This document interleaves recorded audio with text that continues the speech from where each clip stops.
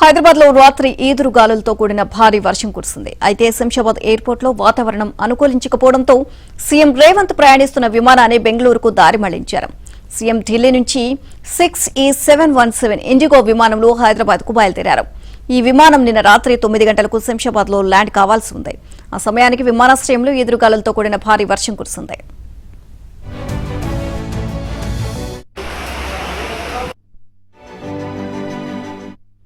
విమానం ల్యాండ్ చేసే అవకాశం లేకపోవడంతో ఏటీసీ సూచనల మేరకు పైలట్ విమానాన్ని బెంగళూరుకు మళ్లించారు.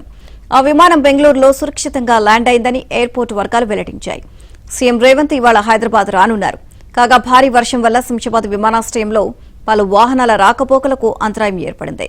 దీంతో ప్రయాణికులు ఇబ్బంది పడ్డారు.